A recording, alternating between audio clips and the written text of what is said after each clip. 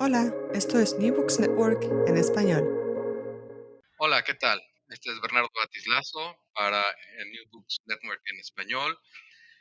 En este podcast tenemos el placer de que nos acompañe Ligia Urroz, que nos va a hablar de su libro Somoza, publicado por Editorial Planeta. Ligia, muchas gracias por estar con nosotros el día de hoy. Hola Bernardo, estoy encantada y feliz. Gracias por invitarme. Para mí es un honor estar platicando contigo. Muchas gracias. Al contrario, es para nosotros en Bien Español tener a una autora que ha tenido tantísimo éxito con este libro, que nos puedas acompañar y podamos platicar contigo sobre esto. Pero para para los que nos escuchan, que no tienen el placer de conocerte, ¿nos podrías platicar un poquito de cuál ha sido tu desarrollo y cómo fue que llegaste a plantearte eh, la idea de escribir un libro, pues, como es este, que es en parte autobiográfico y en parte es una biografía de un gran hombre? Sí, claro que sí. Mira, en realidad el texto es una novela y es una novela que cae bajo digamos, el género de autoficción. Entonces sí tiene partes que sí se vivieron verdaderamente acontecimientos históricos y también tiene unas partes noveladas. Entonces, esto es el género, se llama autoficción. Yo nací en Nicaragua, en Managua, Nicaragua, nací en el 68 y después de la guerra, justamente por la guerra, me tuve que exiliar y llegué a la Ciudad de México, donde pues llegamos sin nada, como todos los que nos exiliamos, ¿no?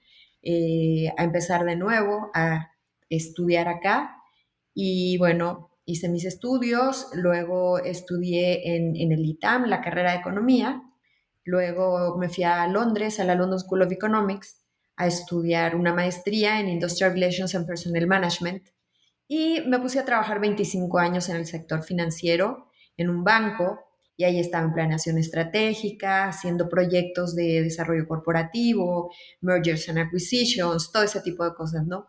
Pero toda mi vida, lo que a mí me mueve y lo que me motiva siempre ha sido la literatura. Soy una lectora desde los 3 años, no he parado de leer, aprendí a leer sola, eso me cuenta mi mamá, que a los 3 años yo ya leía, y es algo, pues imagínate qué chistoso, ¿no? Y a partir de entonces, leo, toda mi vida se ha basado en la lectura, y después de trabajar 25 años en el sector financiero, hice un early retirement, como quien dice, me jubilé temprano, y ya me dedico 100% a la literatura, a escribir. Escribo novela, cuento, ensayo, crónica. Me gusta también escribir en el periódico, ahí tengo varias cosillas. Y bueno, y también me dedico un poco a la música. Tengo una banda de rock, de covers de los 80s. Entonces ya me dedico a hacer mis pasiones después de haber trabajado tanto tiempo en el sector financiero. Y ya tengo varias novelas, bueno, tengo La Muralla, que es una novela publicada, otras que no se han publicado, y Somoza la leyó Planeta y le gustó muchísimo y por eso fue que me la publicó. Y ahora es del libro y el tema que estamos hablando acá en este podcast. Muchísimas gracias. Sí, pues todo es todo una carrera muy interesante la tuya y también un, una forma muy interesante en que puedas reflexionar eh, sobre estos dos mundos y que hayas encontrado este formato que te permita eh, hacer las dos evaluaciones, ¿no? Por un lado, pues como tú empiezas a contar en el libro, tu padre tuvo una relación cercana con Somoza y eso te da pues una perspectiva que a lo mejor no todos tienen y es muy interesante, me parece, porque de alguna manera lo tratas al mismo tiempo de humanizar, ¿no? De bajar un poco a la tierra y de decir, bueno, estaba envuelto en una serie de cosas, pero al mismo tiempo era de carne y hueso como todos los demás. Exacto. Bueno, la novela se llama Somoza, el hombre que robó los sueños de una nación. Y básicamente la novela es acerca de los últimos años de la dictadura del general Anastasio Somoza Debayle en Nicaragua. que los últimos años van alrededor del 78-79, que julio del 79, el 19 de julio del 79, cae el gobierno de Somoza, ¿no? Yo en el libro no quiero hacer una apología de la dictadura, ni mucho menos, pero sí quiero hacer una muestra, digamos, de la condición humana, de que nosotros como seres humanos no podemos decir que somos buenos o que somos malos, sino que más bien tenemos una mezclita entre bueno, malo, nos movemos entre lo blanco y lo negro, por ahí de pronto tenemos una escala de grises, ¿no? Y si ves en la novela se muestra justamente la condición humana. La novela está dividida en dos partes. La primera parte es el asesinato del general por medio de un comando de argentinos, liderada por un argentino. Y la segunda parte es una parte mucho más íntima, que es ahí una multiplicidad de voces entre Ligia Niña, que fue la que vivió acontecimientos muy cercanos al general y que puede narrar esos acontecimientos cercanos, y está la Ligia adulta, que es esta Ligia, la cual reclama, la cual le dice a Somoza por qué me quedé sin tierra, por qué me desarraigué, por qué pasó esto y lo otro, ¿no? Y también está la voz del omnisciente, entonces hay una pluralidad de voces y para mí es la parte medular de la novela, esta multiplicidad de voces, para poder desentrañar estos dolores y estas cicatrices que lleva en realidad la guerra, ¿no? La dictadura. Y básicamente va de eso, más bien de la condición humana, de que sufrimos con el exilio, de que duele cuando estás viviendo una guerra y cómo un personaje tan importante como un dictador puede tener de pronto sus matices buenos y de pronto sus matices terribles. Pero al mismo tiempo, sí.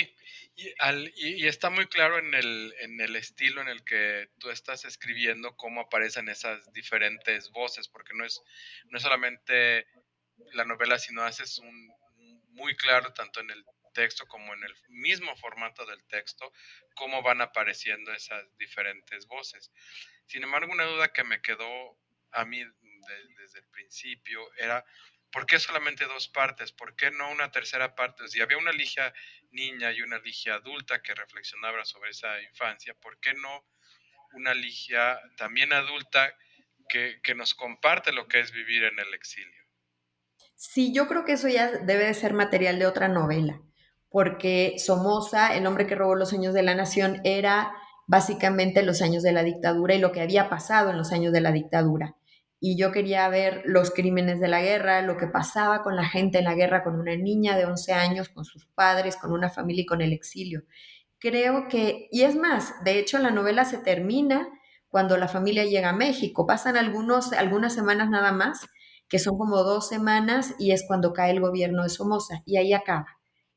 Acaba la novela con la caída del gobierno de Somoza y cuando pues él ya se va para el Paraguay, ¿no?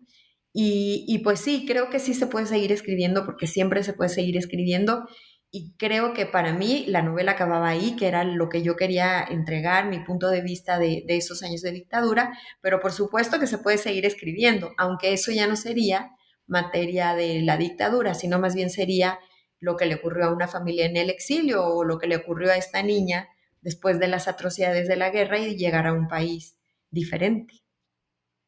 Sí, yo creo que yo insistí un poco en la parte de Somoza como humano y de Somoza como, o sea, como persona, sin tratar de, de evaluar la parte de la experiencia humana de Ligia, porque creo que esto le habla a algunos o muchos de las personas que nos escuchan donde pues se hacen muchas de estas autobiografías de grandes hombres, pero siempre muy lejanas, lejanas tanto en distancia como lejanas como que en tiempo. En cambio aquí pues estamos relativamente cerca, ¿no? Tanto en distancia Sí, como en tiempo. y además con proximidad del personaje, porque se puede hablar mucho de un personaje histórico, pero cuando tú lo vives, cuando lo ves a los ojos, cuando caminas con él en la playa, cuando ves sus reacciones conforme lo que va pasando y cómo se va desengranando la historia en Nicaragua y ves sus reacciones, si se pone bravo, si se pone contento, y haberlo yo visto y haberlo vivido, eso yo creo que me pone en una primera fila para poder escribir esta novela. Y más bien creo que era una novela necesaria, había que decirlo porque no se ha escrito literatura acerca de algo así, de alguien cercana a Somoza que hable de cómo era él como persona, ¿no? Además de lo que lo rodeaba, de la gente que estaba a su alrededor, independientemente de las decisiones políticas que tomara, ¿no? Sino su condición humana. Sí, de acuerdo. Y ah, entonces esto me lleva a veces a preguntar, ¿quién era la audiencia? ¿En quién pensabas tú a quién le estabas contando esta historia? ¿Quién pensabas tú que iba a ser tu audiencia? ¿A quién pensabas tú que le estabas escribiendo? ¿Con quién pensabas que te estabas tratando de comunicar? Mira, básicamente lo primero que hice fue escribir para expulsar demonios y preguntas que yo tenía. O sea, lo primero que hice fue escribírmela a mí misma, porque es esta pluralidad de voces de Ligia, porque nosotros no somos una sola persona, tenemos una multiplicidad adentro, ¿no? Y era esta Ligia niña que decía, pero es que yo lo quería, él me quería a mí, jugábamos, nos contábamos historias, cuentos, chistes, caminábamos en el mar. Y luego esta Ligia adulta que lo mira y dice, ay, me tuve que desarraigar, vi una cantidad de muertos, vi cosas terribles, atrocidades de la guerra, y cómo es posible que pues como que no cheque lo que vivió Ligia niña de lo que reflexiona Ligia adulto, ¿no? Entonces, básicamente lo escribí para eso, para poder, yo no sé si contestar, porque no contesté todas las preguntas que me hice, pero sí para sacar algo que llevas dentro, una serie de dudas existenciales, reproches a lo mejor, y escribírselos y ponerlos en blanco y negro para poder entenderme yo misma, tal vez.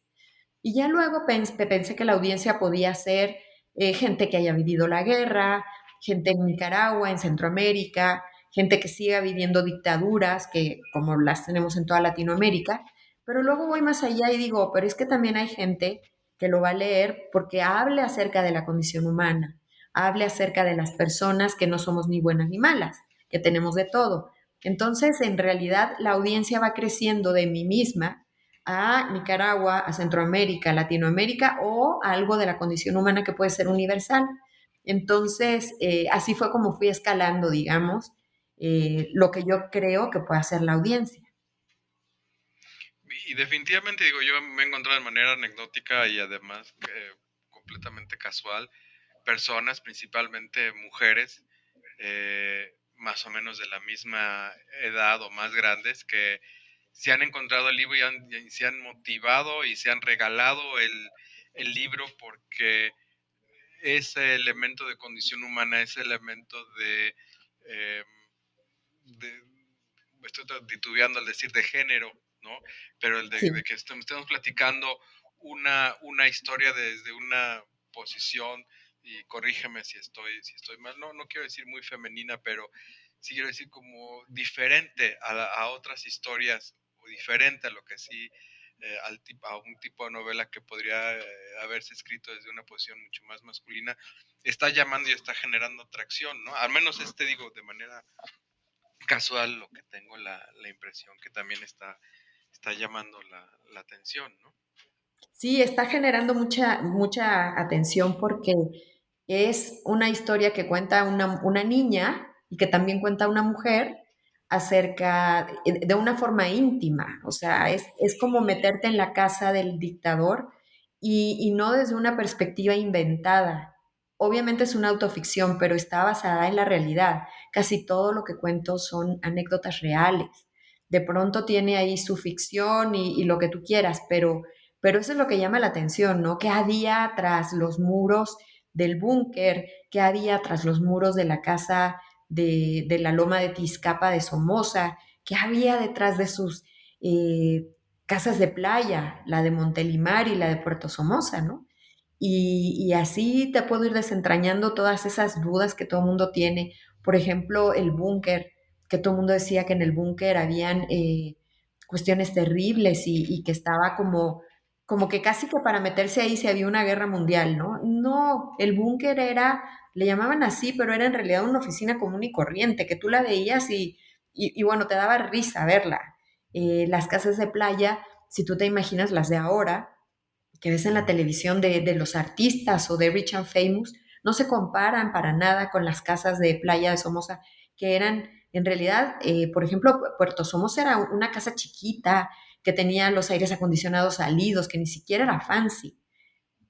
Montelimar sí era una casa muy linda, una casa colonial grande, pero nunca lo puedes comparar con las casas de los Rich and Famous. Entonces, todo este tipo de anecdotario sirve para colocar una perspectiva, digamos, más verdadera de lo que era la vida de Somoza tras sus cuatro paredes, tras su intimidad. Y claro, eso genera Sí, ya, expectativa. sí, ya, pero también elementos muy mundanos en América Latina, como el que al, al, al coronel lo llegan a cazar, ¿no? Porque lo traiciona el amante, ¿no? O porque Somoza también se va y es con un berrinche del amante con el que, ¿no?, cambian un poco las cosas y el comando puede hacerlo. Y supongo que ahí un poco, o más bien, ahí el haber podido manejar la parte de ficción, hasta qué punto tú puedes llegar y incorporar anécdotas, chismes, comentarios que hizo la gente, cosas que estaban por ahí volando y que puedes o no creer. Entonces, supongo que con eso lo puedes meter y decir, bueno, esto es ficción, ¿no? A mí no me pongan, yo no voy a poner la mano en el fuego por nada ni nadie, ¿no? Sí, es un libro, no es un libro de historia, es una novela, es ficción 100%. Que esté basada en la vida real y que sea autoficción porque fueron cosas que yo viví, eso ya es otro género. Pero sí, definitivamente es ficción y cualquier cosa que se parezca, como dicen, que cualquier cosa que se parezca a la realidad es mera coincidencia. Pero sí, sí, pero sin embargo es una ficción que está, por utilizar otro anglicismo, grounded, que está establecida, que está basada en hechos reales y que no está muy alejada de la realidad, ¿no? El ejemplo que ponía del papel de las amantes, pues es una cosa que muchas personas y muchas familias viven en el día a día, a lo mejor en una forma no tan trágica, a lo mejor una cosa no tan dramática, ¿no? Pero que esté ahí, ¿no? Y que lo tienen que manejar. Pero al mismo tiempo, eh, tú estás combinando, además de estos niveles más abstractos, eh, como tú mismo has dicho, no solamente una persona, sino una región de la que hablamos muy poco y de la que se Claro, estudia pues muy sí. poco. Bueno, imagínate que toda Latinoamérica tenemos dictaduras. Ahora, tristemente, en Nicaragua se replica una dictadura. Venezuela, puedes ver una dictadura. Cuba, la hubo en Paraguay, en Argentina. O sea, si yo te nombrara la pobre Latinoamérica, como hemos sufrido de falta de democracia, es una cuestión terrible. Y creo que es bueno hablar de las dictaduras porque todavía no las podemos quitar de la faz de Latinoamérica y todavía se siguen replicando, lo cual es tristísimo. Y sí, sí hay bastante literatura acerca de las dictaduras latinoamericanas, sí ha sido tema de reflexión de escritores, de periodistas, de gente que hace análisis político, ¿no? ¿Por qué estamos inmiscuidos en dictaduras y por qué se siguen replicando? Sí, pero precisamente yo creo que le das al clavo en este último comentario de que hemos permitido, por llamarle de alguna forma, que sea el análisis político el que domine el estudio de las dictaduras y los impactos que tienen las dictaduras sobre interno o externo, ¿no? Y, y con esto o con esta historia, aunque es una novela que tú defiendes como novela ficción, pues llama a que nos planteemos eh, no solamente el estudio de Somoza, no solamente el estudio de Nicaragua, sino también el que lo veamos desde otra perspectiva, que como tú bien dices es la perspectiva humana, ¿no? Exacto. Y, Exacto, sí, y porque por ejemplo, podamos, lo que dices de la parte de las amantes, ¿no? Como que no te imaginas El dictador nada más estás pensándolo en cómo está matando gente y cómo está asesinando y tirando personas en el volcán. En este sentido, ver que el hombre se enamora perdidamente. Primero lo casan con su prima hermana y obviamente es un matrimonio arreglado porque él estaba antes enamorado de su novia de juventud, que se llamaba Berta Zambrano, y no lo dejan casarse con su novia de juventud, hacen un matrimonio arreglado con doña Hope Portocarrero, y claro, es su prima, pero pues es que yo creo que las cosas arregladas no terminan por no funcionar y él se enamora perdidamente de Dinora Samson. Entonces viene en la novela esta perspectiva de Somoza hombre, Somoza que quiere a una persona que está profundamente enamorado y que toma varias decisiones con respecto también al amor, ¿no? Entonces es bien importante conocer esta parte también, es importante conocer esta parte de los hombres y de la dictadura, de los dictadores más bien, de que tienen esta parte humana y esta parte de amor y que también se enamoran, también lloran, también se enojan, también matan pues tienen esta gama de sensaciones y de emociones que muy pocas veces se habla de ellas.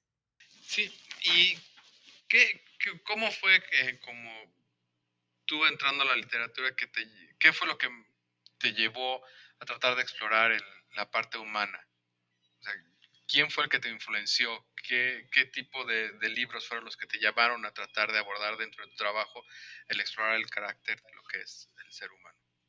Mira, yo creo que cuando iba yo a hablar de dictadura, pensé inmediatamente en Honoré de Balzac, que es un escritor increíble que habla acerca de la condición humana, y creo que quería yo tomar esa perspectiva, tomar ese cauce y ese río para poder hablar de un personaje que no quería yo mostrar un lado ni blanco ni negro, sino las aristas de lo que puede ser una persona. A veces tenemos pensamientos positivos, pensamientos negativos, pensamientos de amor a la vida, pensamientos de que a lo mejor ya no quieres seguir viviendo, ¿no?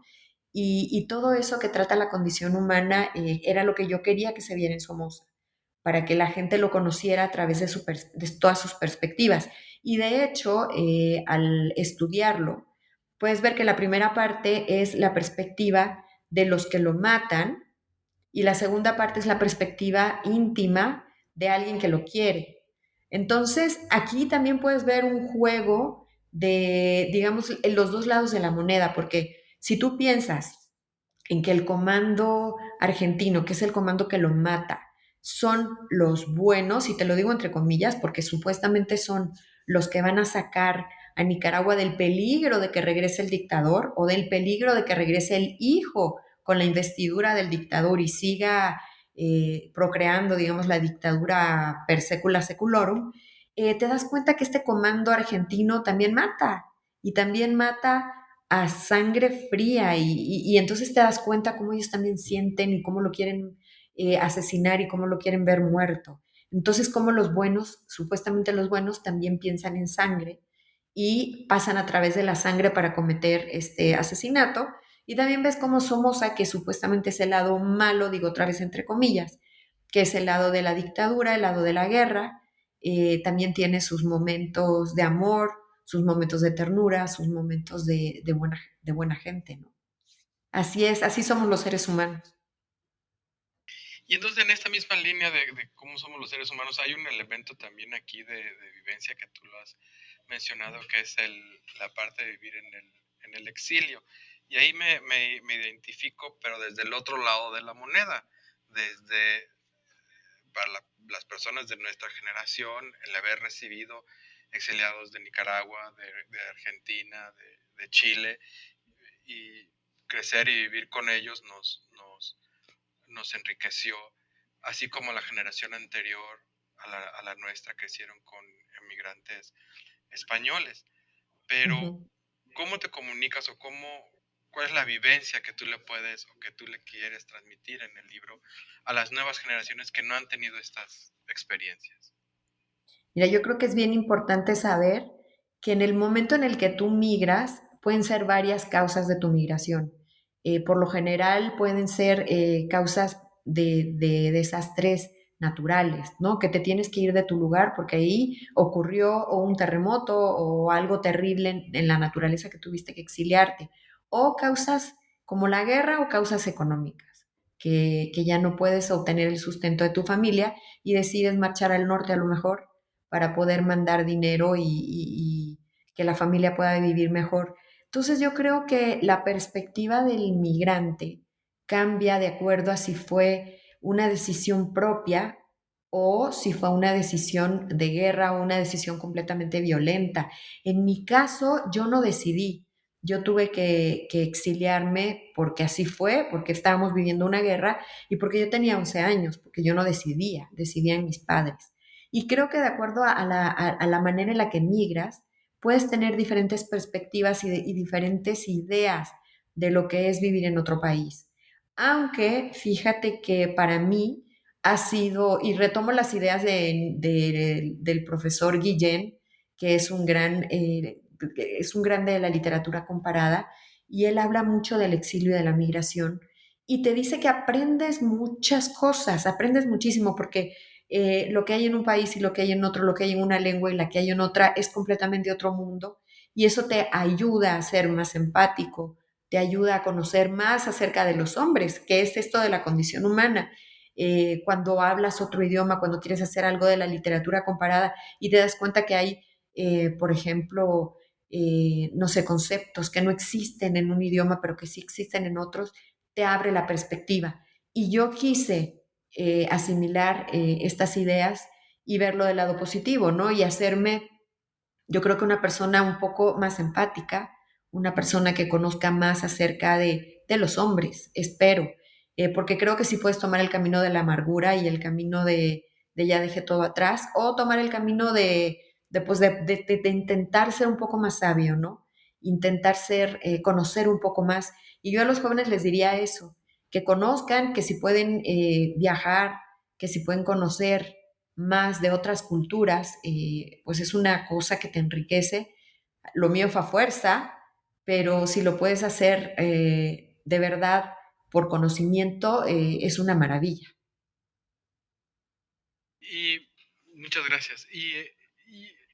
Cambiando un poco de tema a lo que hablábamos hace un momento, y es eh, para poder tener esta historia, digamos que bien centrada, pero al mismo tiempo tener la ficción, a lo que quiero llegar es qué tipo de fuentes o cómo fue que fuiste eh, recobrando elementos. ¿Hiciste trabajo de campo? ¿Hiciste algún tipo de trabajo de archivo? Eh, ¿Cómo fue el proceso de decir, bueno, esto es lo que sé y eso es lo que tengo que llenar y a lo mejor eso es lo que no quiero contar? Sí, fíjate que la novela fue un ejercicio profundo de memoria, un ejercicio muy importante de recuerdo y de recuerdos familiares. Entonces tenía yo mis fuentes.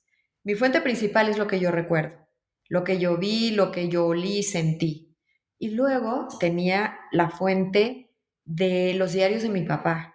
Y esa fuente más bien fue, digamos, él apuntaba, viernes, por decirte, 20 de junio del 78. Hoy fuimos a Montelimar y estuvimos con el general. Sábado 29. Él no ponía más que lo que había hecho. Entonces, para mí, eso me daba la perspectiva de qué era lo que habían ocurrido en esos días. Entonces, con eso empecé a llenar los huecos de memoria.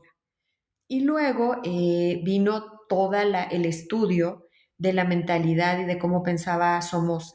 Entonces, por ejemplo, un libro muy importante fue un libro que él escribió, más bien fue una entrevista que le hicieron, que le hizo un periodista norteamericano que se llama Nicaragua Traicionada, el libro. Y él ahí cuenta mucho acerca de lo que él vivió en Nicaragua y de las decisiones que tomó. Entonces también ese libro tiene mucho para construir el personaje de Somoza en la novela y también toda la parte del comando sandinista. Ahí estoy basada en el libro este periodístico de Claribel Alegría que se llama Death of Somoza. Entonces aquí viene todo lo del comando que lo mata, de lo que ocurre y todo. Entonces ahí tomé también una parte muy importante de perspectiva acerca de, pues, del comando y claro, lectura de un montón de literatura nicaragüense, de qué es lo que siente la gente en la guerra, tanto los soldados como leí también libros por ejemplo, gente que se iba a luchar del lado del frente y cómo vivían en la selva, cómo, imagínate, le salen los hongos en los pies por estar caminando con botas por semanas y semanas, no tener un lugar donde bañarse, todo este problema que ocurre con la piel y con los sentimientos también. Entonces sí es rellenar todos los huecos de la memoria por medio de mucha lectura, de mucha bibliografía y de mucho trabajo pues que tiene de análisis que tiene la novela, ¿no? O sea, tú puedes leer la novela, se te puede ir rápido, pero en realidad tiene 10 años de escritura, de investigación y de rellenar los huecos de la memoria, que no es nada fácil, porque cuando pues tienes que escribir el capítulo, por ejemplo, de los muertos, que lo recuerdo perfectamente cuando pasaba ese camión de redilas donde iba apilando todos los muertos y echándoles cal, es que volverlo a escribir, revivirlo, sí es un choque terrible para tus emociones y es bien difícil. Entonces, te imaginarás todo el trabajo que lleva las páginas, no sé si son 10, 15 páginas de ese capítulo, llevan un trabajo emocional muy grande. De hecho, lo leyó una amiga mía que es psicóloga y me dijo, oye, Ligia, lo que pones en un capítulo que se llama Hoy, que es el parteaguas, digamos, entre la primera parte y la segunda parte, me dice, son como 10 años de terapia. ¿Fuiste con ayuda terapéutica para poder sacar esto? Y le dije, no, mi terapia fue escribir y salió eso en la escritura. Y me dice, pues son 10 años de terapia. Entonces no sé cómo le hiciste, pero qué bueno que lo hiciste. Pues así, imagínate, todo lo que pueden llevar 250 páginas de un libro, ¿no?